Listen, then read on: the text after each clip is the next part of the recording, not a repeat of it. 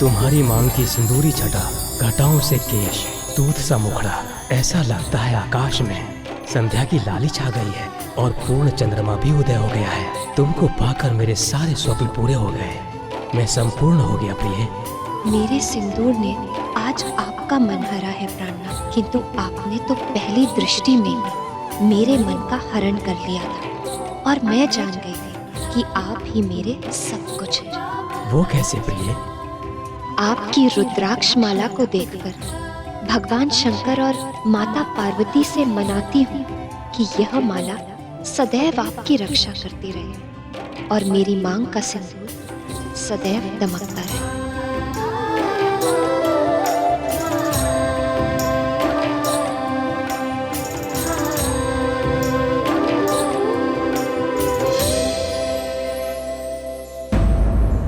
सिंदूर की सुंदरता अपने स्थान पर, किंतु उसका वास्तविक महत्व तो नारी ही जानती है। ये बात पूरी तरह सत्य नहीं है प्रिय।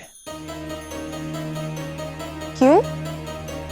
जिसने कभी सिंदूर लगाया ही ना हो, वो भला प्रेम की उस गहरी भावना को कैसे समझेगा जो सिंदूर के साथ जुड़ी है? उचित है, पर जिसने लगाया हो वो पुरुष तो समझ ही सकता है।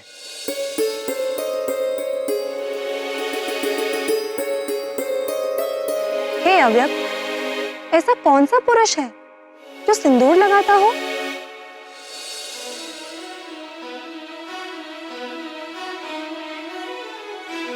राम भक्त हनुमान। हनुमान जी और सिंदूर, ये कैसी पहेली है नाथ?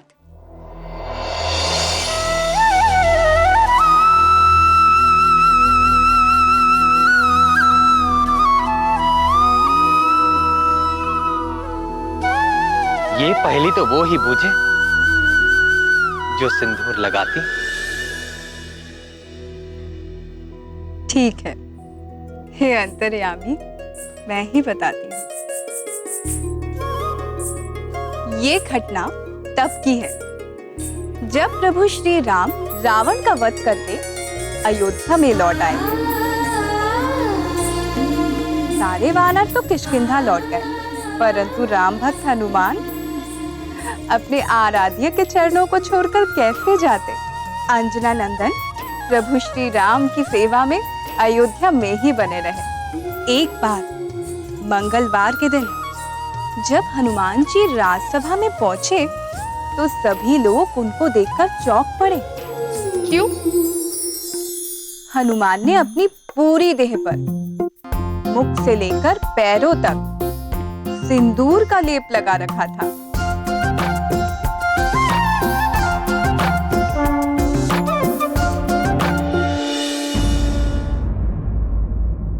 श्री रामचंद्र की, श्री रामचंद्र की, श्री रामचंद्र की, श्री रामचंद्र की।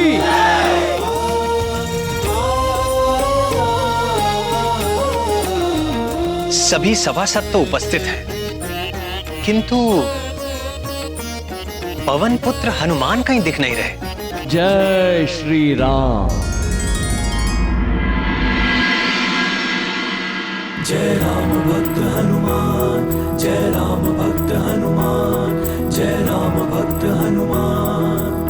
हनुमान की भक्ति निराली, सिंदूर से सब देह रंग डाली।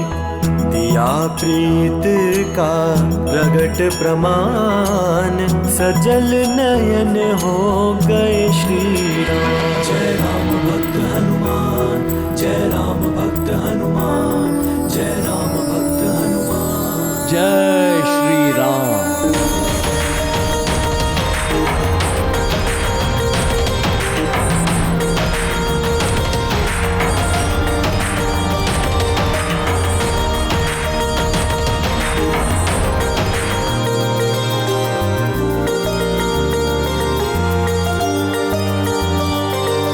ये क्या महाबली, आज ये कैसा स्वरूप धारण किया है आपने? आपकी प्रसन्नता के लिए प्रभु। मेरी प्रसन्नता के लिए? आपसे ये किसने कहा कि मैं किसी विशेष रूप से प्रसन्न होता हूं, और वो भी इस रूप से? ये ज्ञान तो मुझे स्वयं माता सीता से मिला है प्रभु। जानकी से? जानकी ने आपसे ऐसा क्यों कहा और कब कहा? आज प्रातःकाल संध्या वंदन के पश्चात जब मैं माता सीता से प्रसाद पाने गया,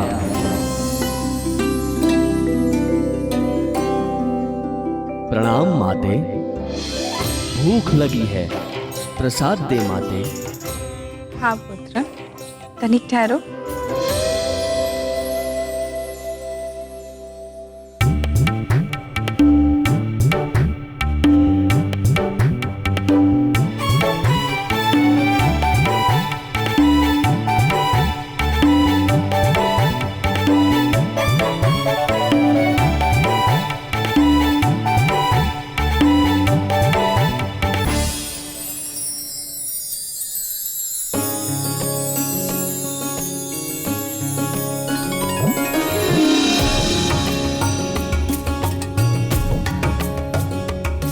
माते, एक प्रश्न पूछूं?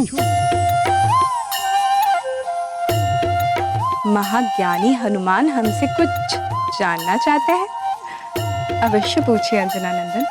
माते, इस डिबिया के ना खुलने से आप इतनी व्याकुल हो गईं और मिलते ही सदा की भांति प्रसन्न हो गईं माते।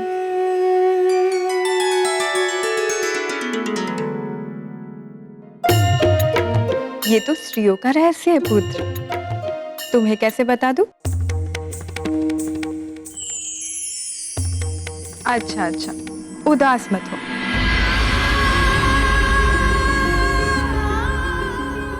देखो, इसे सिंदूर कहते हैं आंजनेय। इससे क्या होता है माते? क्या होता है?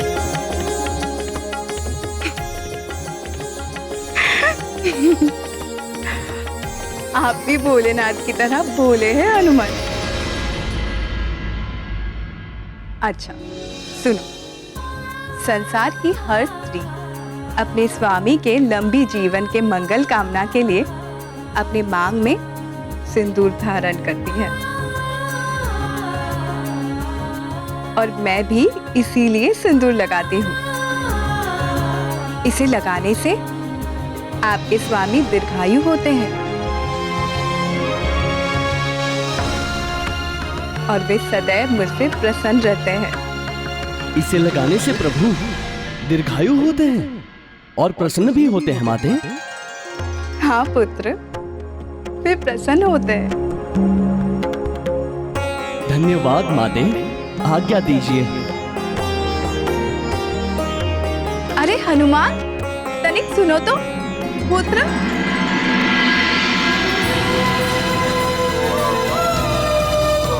श्री राम जय राम जय जय राम, श्री राम जय राम जय जय राम।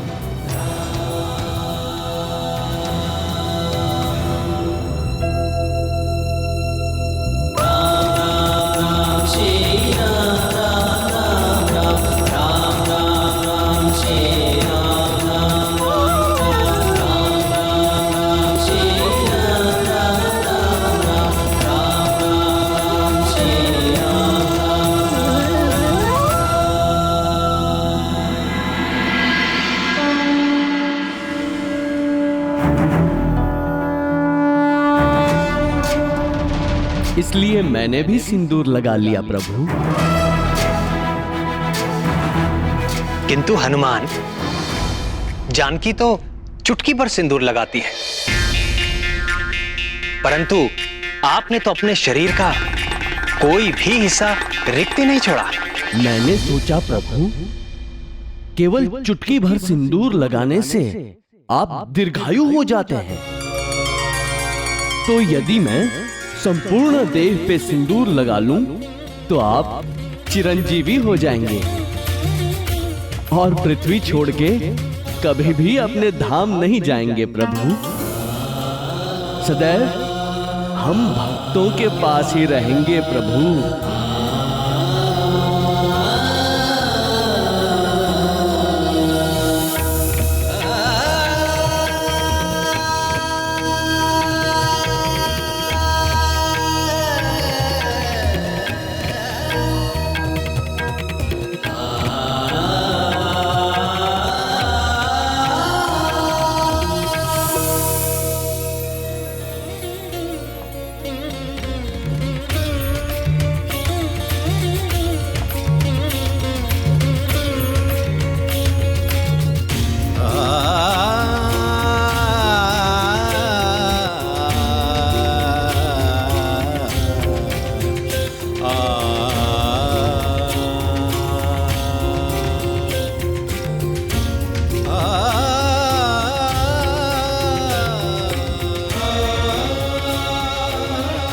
तुम्हारे हृदय की सरलता और भक्ति निराली है हनुमान।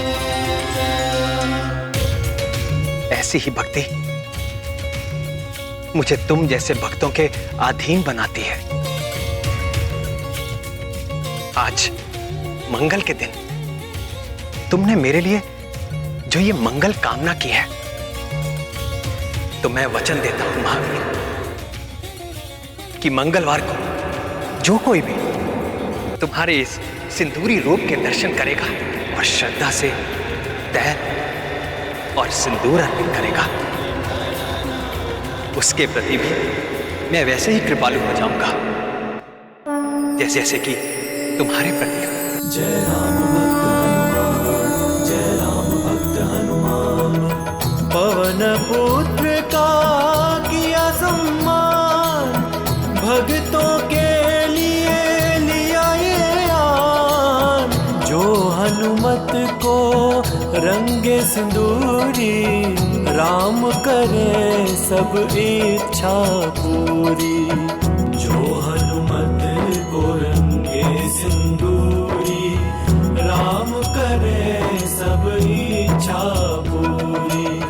राम करे सब इच्छा पूरी।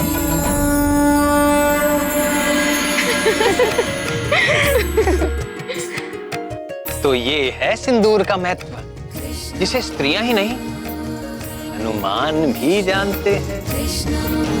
एक और महत्व की बात थी जो मैंने हनुमान से कही थी, अर्थात जानकी ने कही थी। वो क्या? यही कि विवाहित स्त्री के मांग का सिंदूर प्रतीक है कि वो अपने स्वामी के प्रति अनन्य भाव से समर्पित है। हनुमान ने भी सिंदूर लगाकर प्रभु के प्रति अपनी अनन्य भक्ति को भी सिद्ध किया। सत्य है, पवन पुत्र हनुमान के लिए न तो कोई और दूसरा देवता है और न ही प्रभु का कोई दूसरा रूप है तो बस केवल और केवल श्री राम। फिर क्या हुआ नाथ? विवाह के पश्चात केसरी और अंजना के दिन कैसे बीते? केसरी और अंजना एक दूसरे को जीवन साथी के रूप में पाकर तृप्त हो गए थे, किंतु बहुत काल बीत जाने के बाद भी जब उनके आंगन में शिशु की किलकारियां नहीं गूंजी, तो भीतर ही भीतर केसरी को यह संताप खाने लगा। संतान सुख से हीन अंजना उसका दुख समझती थी, पर वो स्वयं भी दुखी थी। वो जानती थी ना तो संतान के बिना वंश वृद्धि हो सकती है और ना ही मनुष्य को पितृ ऋण से मुक्त किया जा सकता है। पितृ ऋण चुकाए बिना स्वर्ग का द्वार कभी नहीं खुलता। धीरे धीरे संतान का अभाव उन्हें हर पल खलने लगा था।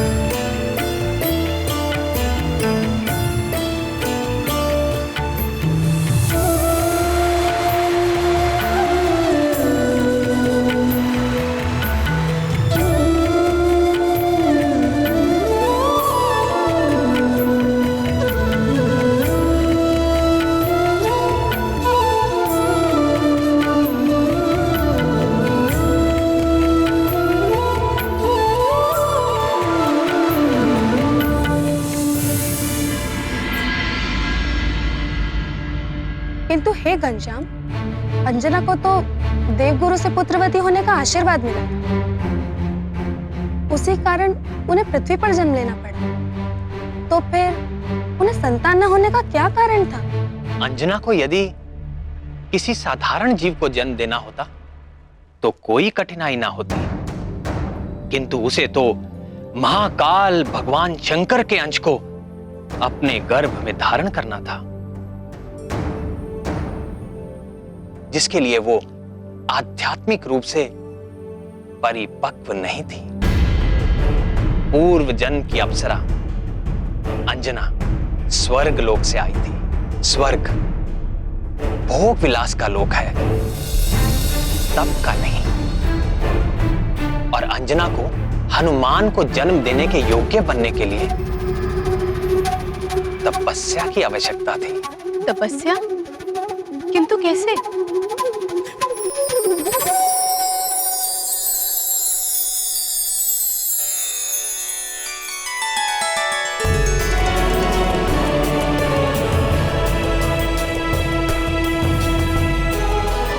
किंतु कैसे?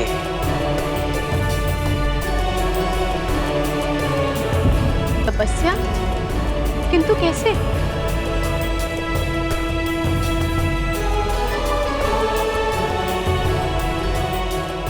किंतु कैसे? यही बात तो केसरी और अंजना भी जानना चाहते थे कि वो संतान पाने के लिए क्या करें, कैसे करें। संतान की अभिलाषा से अनेक लौकिक उपाय किए, किंतु कोई लाभ ना हुआ। तब उन्होंने अपनी समस्या के अलौकिक समाधान को जानने के लिए ऋषि मतंग की शरण ली।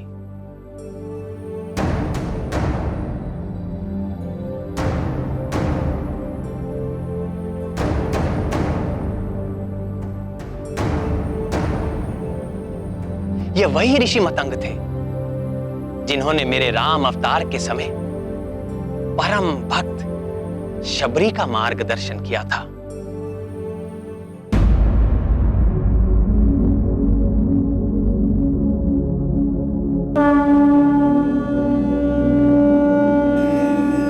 संतान प्राप्ति अस्तु।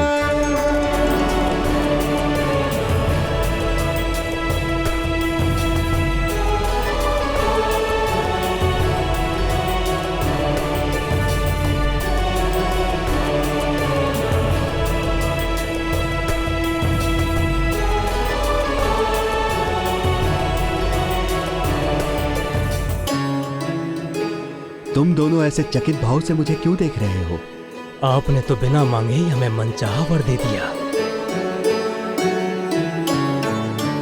अब एक समाधान और कर दे ऋषिवर। हम जानना चाहते हैं कि हमें यह सौभाग्य कब प्राप्त होगा। केसरी, तुम्हारी मनोकामना अवश्य पूर्ण होगी, परंतु देवाधिदेव भगवान शंकर का आशीर्वाद प्राप्त करने के पश्चात भगवान भोले शंकर को प्रसन्न करने के लिए अंजना को 12 वर्षों तक कठिन तपस्या करनी होगी।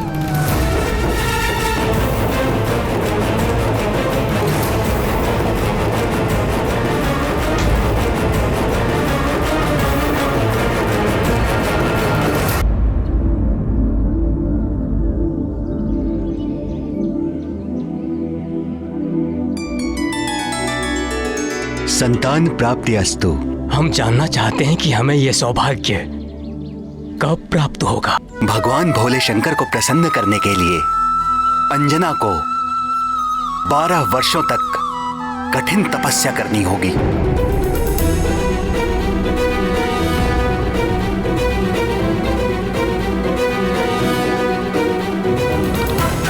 यहां से दक्षिण में त्रिलिंग देश में वेंकटाचल नामक पर्वत है, जिसे वाराह क्षेत्र भी कहते हैं। भगवान श्री विष्णु के तीसरे अवतार श्री आदि वाराह ने पृथ्वी का उद्धार करने के पश्चात उसी स्थान को अपना सतत निवास स्थान चुन लिया था।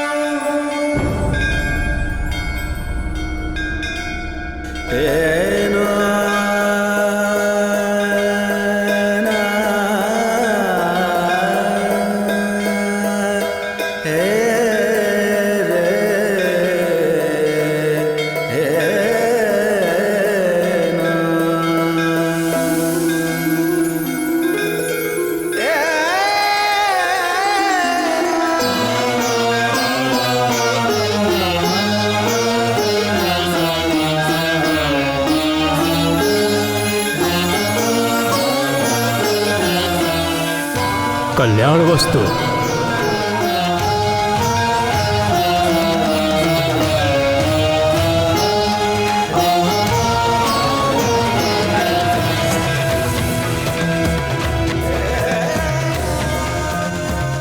उसके उपरांत आकाश गंगा तीर्थ में स्नान करके तपस्या आरंभ करना।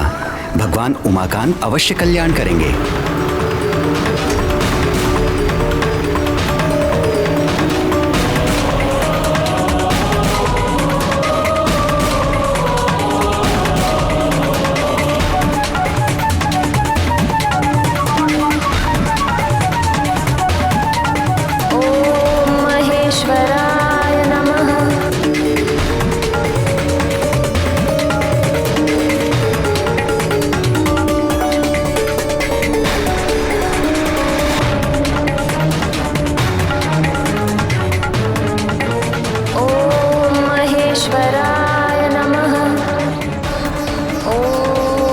पशुपते नमः।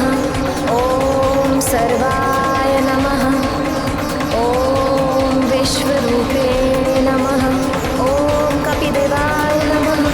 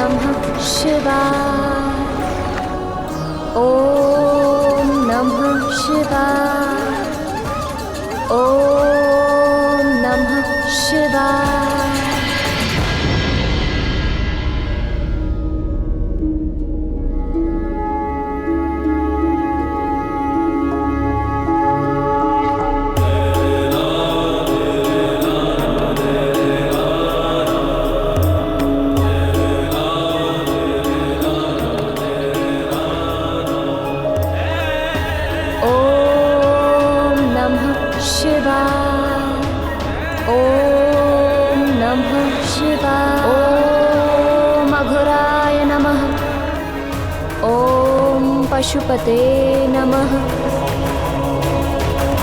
ओम नमः शिवाय।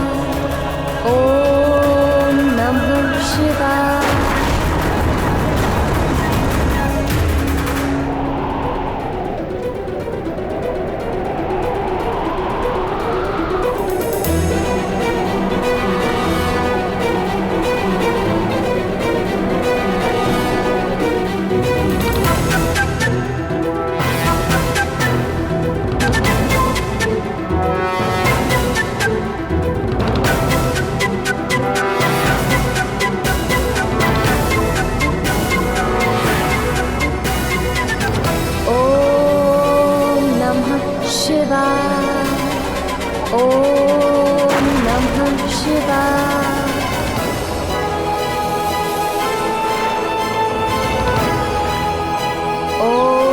पशुपते नमः।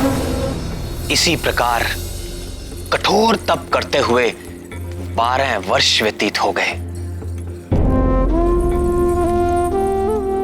अंजना की इस घोर तपस्या को देख देखकर करुणामयी जगत जननी भगवती पार्वती का हृदय निरंतर पसीजता रहा, किंतु कैलाशपति भगवान आशुतोष अपनी समाधि से बाहर आने का कोई संकेत तक नहीं दे रहे थे।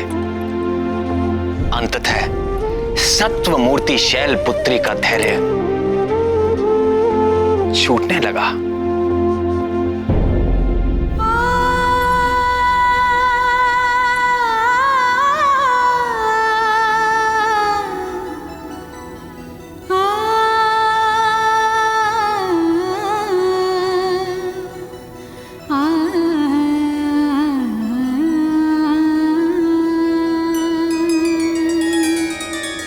हे शशि शेखर, आंखें खोलिए।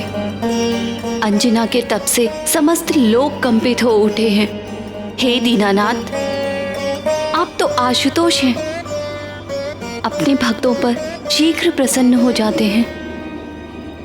फिर अंजना के घोर तपस्या को तो 12 वर्ष बीत चुके हैं प्रभु, आप कब प्रसन्न होंगे?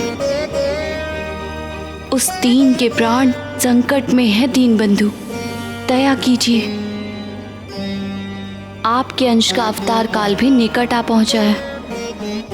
आंखें खोलिए स्वामी और उसे उसकी तपस्या का फल दीजिए। आंखें खोलिए स्वामी और उसे उसकी तपस्या का फल दीजिए।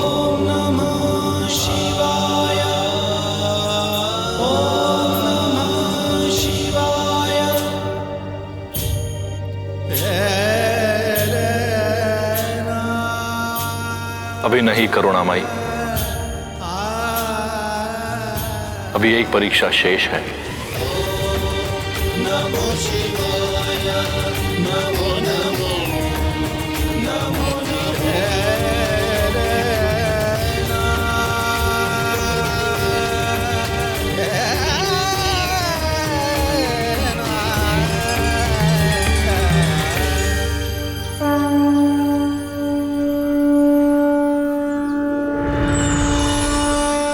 अंजना, तुम्हारा कल्याण हो पुत्री। तुम्हारी तपस्या पूर्ण हुई। आंखें खोलो पुत्री।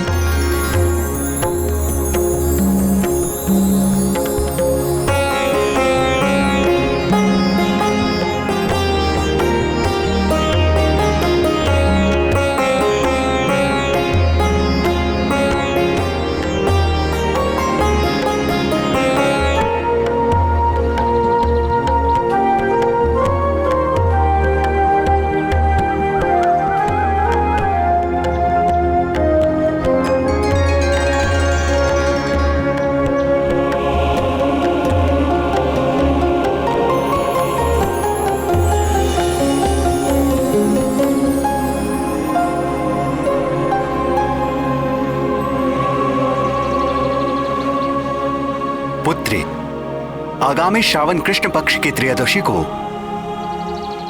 देवाधिदेव महादेव साक्षात तुम्हें दर्शन देंगे और आशीर्वाद प्राप्त होगा। उनके स्वागत का प्रबंध करो पुत्री। और ध्यान रहे पुत्री, भगवान भोले शंकर के सत्कार में कोई त्रुटि ना होने पाए।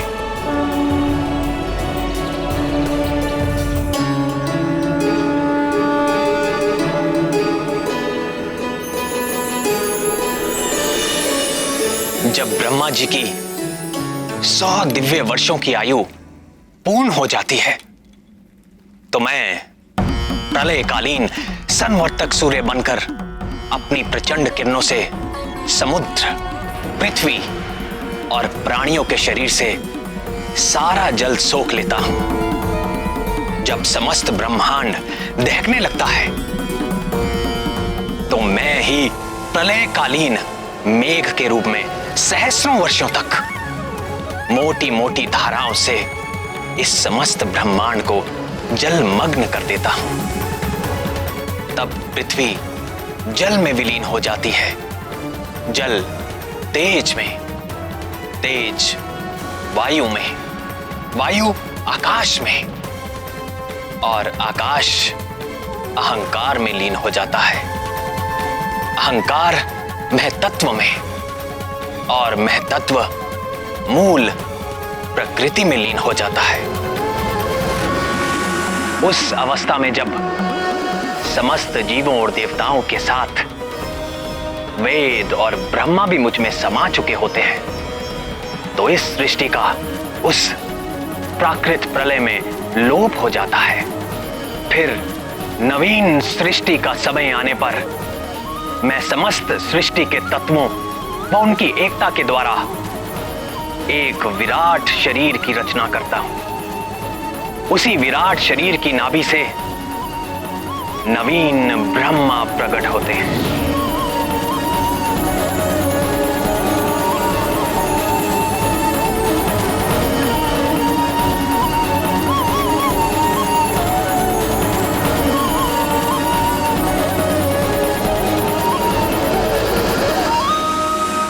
अगली प्राकृत सृष्टि के आरंभ में प्रिय हनुमान ब्रह्मा बनकर अपने इस जन्म में अर्जित ज्ञान, विज्ञान और मेरी प्रेरणा के आधार पर वेदों व पुराणों को धारण करेंगे। तत्पश्चात रजोगुण का आश्रय लेकर संकल्प शक्ति मात्र से सृष्टि कार्य में संलग्न होंगे और भू, भुवा और स्वः नामक त्रिलोकी की रचना करेंगे और फिर प्रजापतियों के माध्यम से वृक्षों, पशु पक्षियों, मनुष्यों की सृष्टि के साथ देवता, पितर, असुर, गंधर्व, अप्सरा आदि की देव सृष्टि भी करेंगे। यन्नाभिपद्मभवनादहमासमीक्य लोकत्रयोपकरणो यदनुग्रहे तस्मै नमस्त उदरस्त भवाय। अपने आराध्य श्री राम के गुणगान और उनकी सेवा के अतिरिक्त महाबली हनुमान के हृदय में और कोई अभिलाषा नहीं। उनके लिए सारा संसार सिया राममय है। वो चुटकी बजाकर अपने प्रभु की उबासी दूर भगाएं या ब्रह्मा होकर सृष्टि करें, सब कुछ उनके लिए राम काज ही है। नैव मे दृशमनुस्पृशस्तभवाय योग निद्रावसान विकसन्नलिनेक्षणाय सोऽयं समस्त जगतां सुहृदेकयात्मा सत्त्वेन यन्मृडयते भगवान् भगेन। हनुमान जी की इतनी महिमा सुनकर मेरे मन में उनके बाल लीला सुनने का चाव और बढ़ गया है।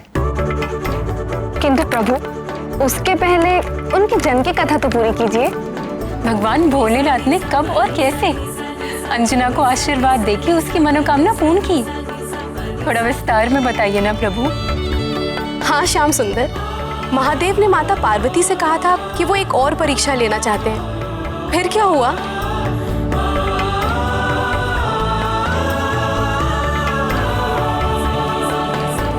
अंजना और केसरी को कहां यह ज्ञात था? वो तो भगवान नंदीश्वर के स्वागत का आयोजन कर उनकी प्रतीक्षा कर रहे थे। अंततः श्रावण कृष्ण पक्ष की त्रयोदशी का मंगलकारी दिन आ ही गया।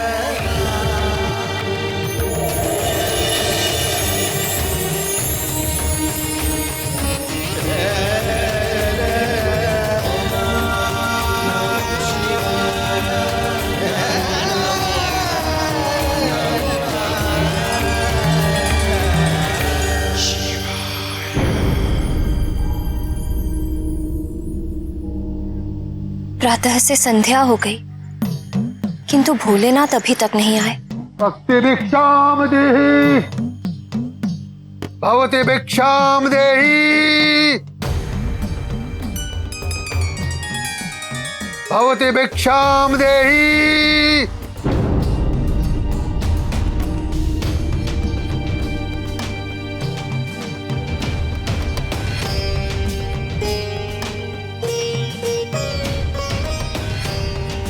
भवति भिक्षाम देहि।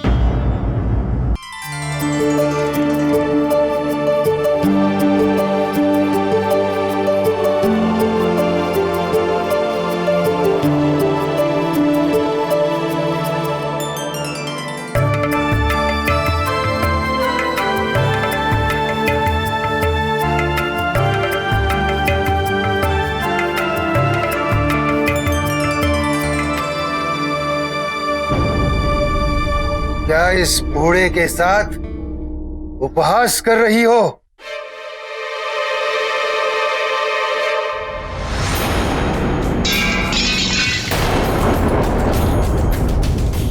तेरे आधे दांत टूट चुके हैं, आधे दांत सड़ चुके हैं। मुझे रसीले पकवान खिलाओ। रसीले पकवान? ऐसे अनजान बनने का नाटक मत करो।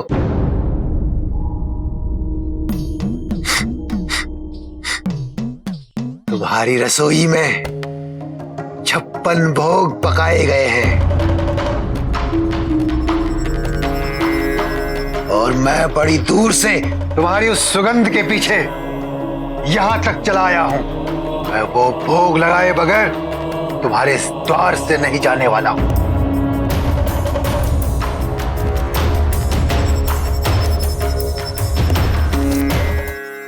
क्षमा करें बाबा, आज हमारे घर में एक विशेष अतिथि आने वाले हैं और ये सारा आयोजन उनके स्वागत के लिए किया है।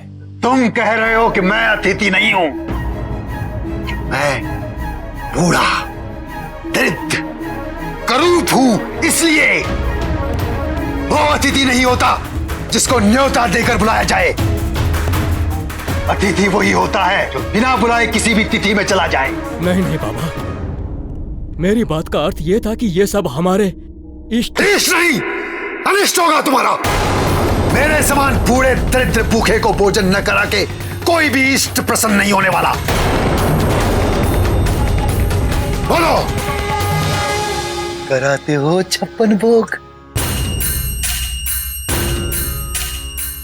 तो मैं चला।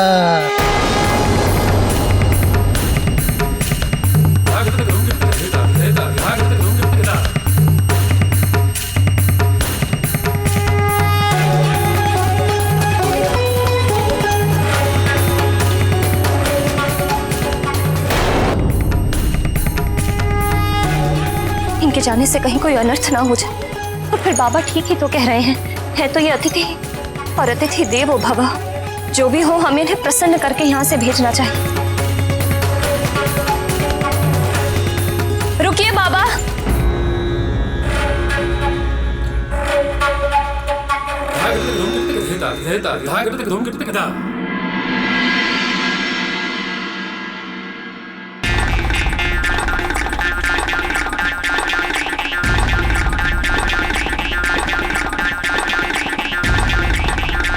बाबा पहले हाथ तो धो लीजिए।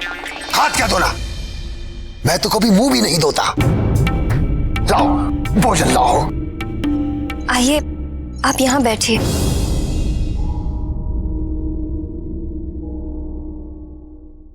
नहीं, मैं तो यहाँ बैठ जाऊंगा। किंतु बाबा, यह आसन तो हमारे इष्ट भगवान शंकर जी के लिए है। मैं कुछ नहीं जानता, मैं तो यहीं बैठूंगा।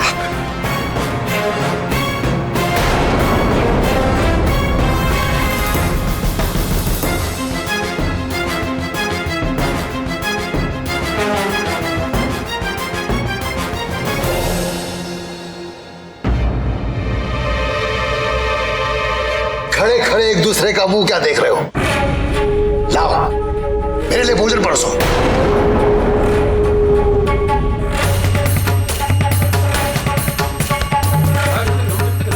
अच्छा, तुम लोग मुझे यहां बैठा देखकर कूद रहे हो। मुझे तुम लोगों का ये भाव तनिक भी बा नहीं रहा है। यदि ऐसे ही रो रो के मुझे भोजन कराओगे तो मैं सच कहता हूं, मैं एक दाना भी नहीं खाऊंगा। मैं ऐसे ही चला जाऊंगा। नहीं नहीं बाबा, ऐसा अनर्थ ना कीजिए। आप बैठिए, मैं आपके लिए भोजन परोसती हूँ।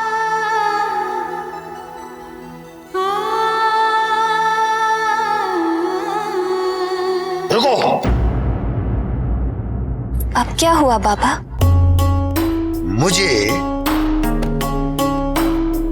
हाथ धोने की शिक्षा दे रही थी और स्वयं बिना हाथ धोए ही मेरा भोजन परोस रही हो। किंतु बाबा, मेरे हाथ तो शुद्ध हैं। और फिर आपने ही तो कहा। तेरा मेरा क्या मेल है? मैं तो भिखारी हूं, तू तो गृहस्थन है। तुझे तो शुद्ध अशुद्ध का विचार करना चाहिए। जाओ, मेरे हाथ धो कर आओ।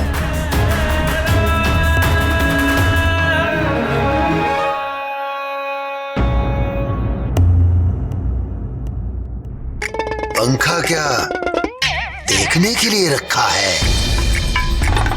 बाजू में बल नहीं है। पंखा चलाओ।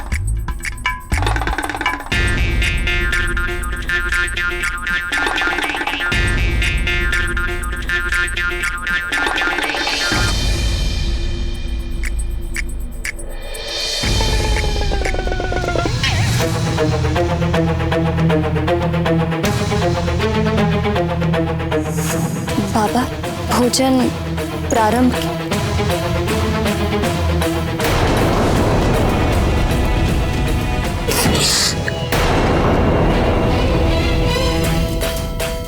पूरी कैसे पकाई है?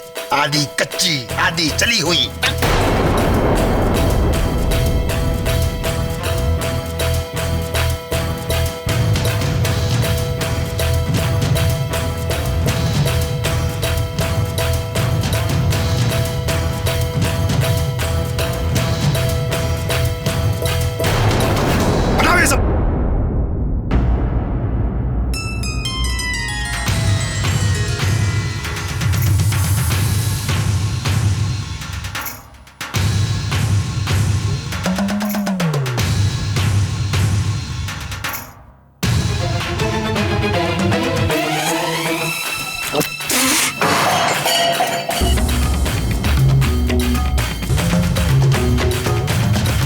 बड़ी आशा से तुम्हारे द्वार पे आया था कि बरसों पश्चात एक अच्छा भोजन करने को मिलेगा।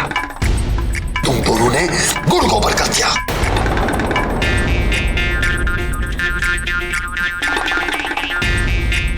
फिर भी अच्छा ही हुआ, मैंने तुम्हारा सत्कार स्वीकार कर लिया।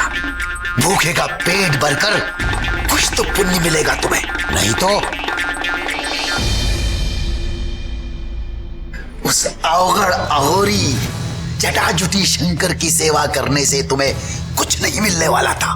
भस्म लपेटकर, गले में नागमाला डालकर, भयंकर रूप धारण करके शमशान में बैठने से कोई भगवान नहीं होता।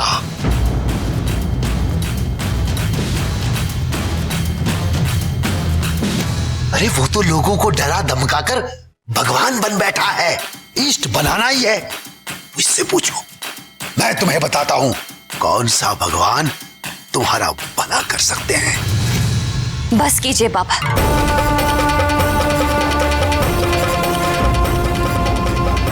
आप हमारे अतिथि हैं, किंतु हमारे परम आराध्य भगवान भोलेनाथ का अपमान करने का आपको कोई अधिकार नहीं।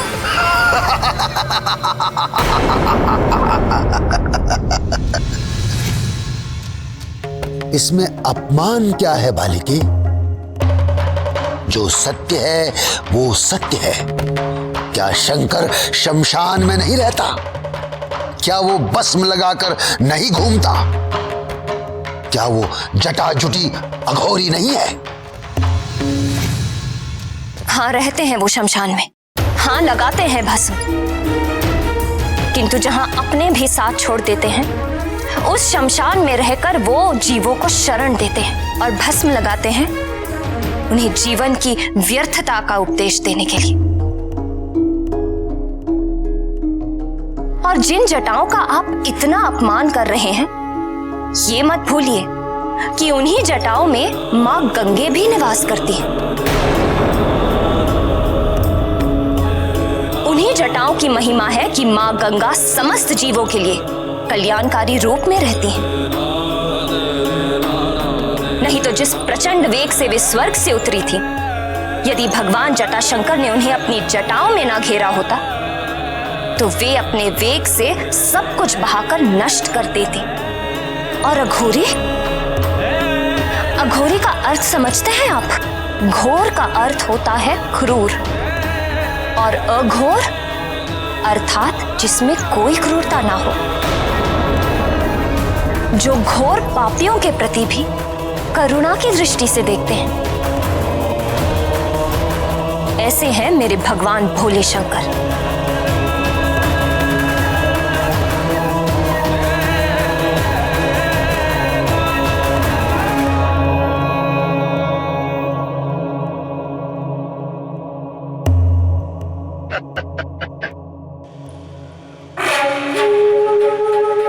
तेरी तो मति मारी गई है। वो भूतनाथ नागधिराज वो विशेला है, विशेला। अभी तो नागों का साथी है।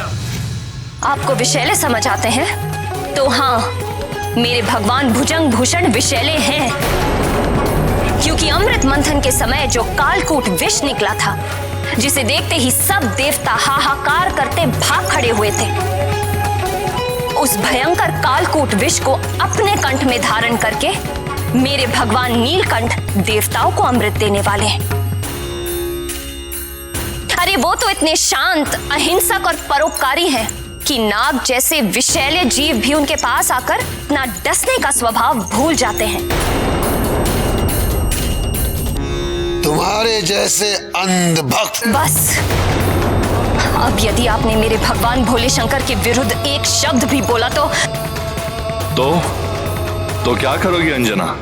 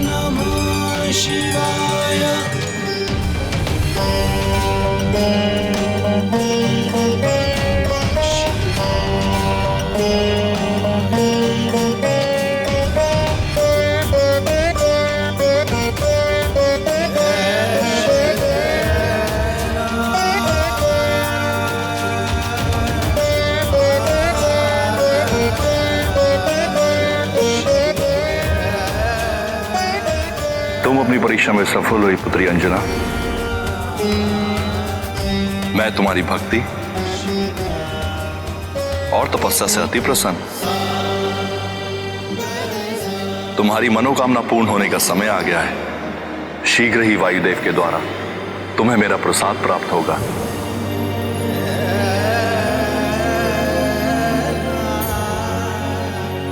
उसे अपने पति वीर केसरी के हाथों स्वीकार करना।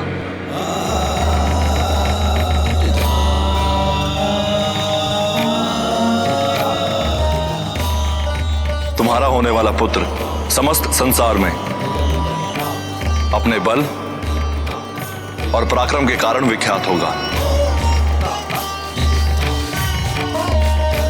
परम भक्त होगा और परम ज्ञानी भी।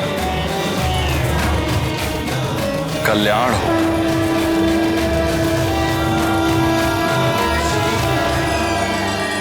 भगवान गौरीनाथ ने अच्छी लीला की अंजना के साथ, किंतु उनके बारंबार उकसाने पर भी अंजना ने अपना धैर्य नहीं खोया। निश्चित ही ये उसकी तपस्या का ही प्रभाव था कि वो भगवान शूलपाणी की परीक्षा में खरी उतरी। वेदों में गृहस्थ के लिए 5 प्रकार के जिन नित्य यज्ञों का विधान है, उसमें ब्रह्म यज्ञ, देव यज्ञ, पितृ यज्ञ और भूत यज्ञ के साथ अतिथि सत्कार रूपी मनुष्य यज्ञ भी प्रतिदिन करने का आदेश दिया गया है। जिस द्वार से अतिथि असंतुष्ट होकर जाता है, उस घर में समृद्धि नहीं रहती और जहां सम्मान के साथ अतिथि की तृप्ति की जाती है, वहां सुख संपत्ति का वास सदा बना रहता है। और जो ये जानते हैं वो अंजना के समान अतिथि सत्कार में कोई चूक नहीं करते। हर प्राणी के द्वार पर उसके भगवान अतिथि रूप में एक बार अवश्य जाते हैं और उचित सम्मान होने पर उस घर की 7 पीढ़ियां दरिद्रता का मुख नहीं देखती। तो फिर महादेव ने वायुदेव से कैसा प्रसाद भिजवाया? हे पवन देव, हम आपका आह्वान करते हैं सृष्टि कल्याण के प्रायोजन के लिए आप अपना सहयोग दें और हमारे सम्मुख प्रकट हो।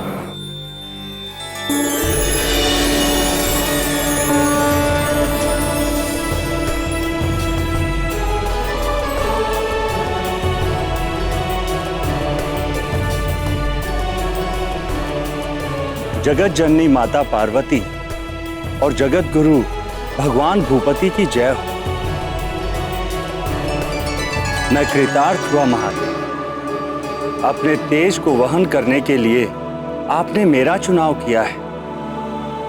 ये मेरे लिए बड़े सौभाग्य की बात है। आदेश करिए भगवान रुद्रेश्वर।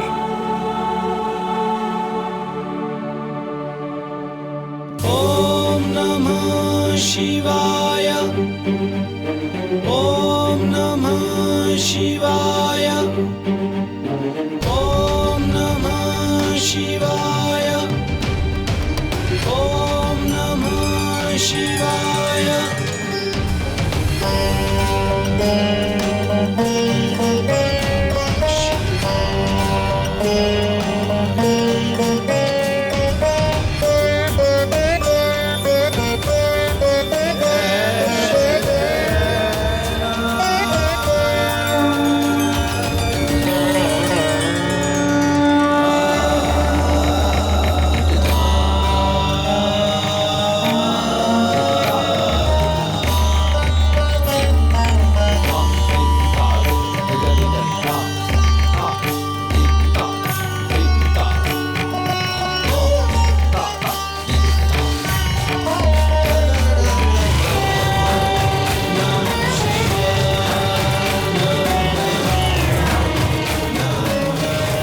आप जानते हैं कि आगे आपको क्या करना है।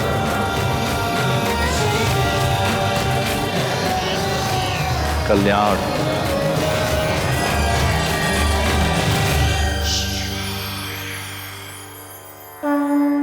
ओम नमः शिवाय, ओम नमः शिवाय, ओम नमः शिवाय, ओम नमः शिवाय। शंकर जी ने दे दिया तेज, पवन सुत अब आने वाले हैं। भक्ति में होकर प्रवीण वो, मग्न राम गुण गाने वाले हैं। जटाधारी शिव शंकर शंभो महादेव, शिव शंकर शंभो। जटाधारी शिव शंकर शंभो महादेव, शिव शंकर शंभो। देवों का सब करेंगे काज, नष्ट करेंगे पाप का राज। विष्णु वचन की रखने लाज, ले रहे हैं अवतार आज। अन्यायी दल में भय का हाहाकार मचाने वाले हैं, हाहाकार मचाने वाले हैं। शंकर जी ने दे दिया तेज, पवन सुत अब आने वाले हैं।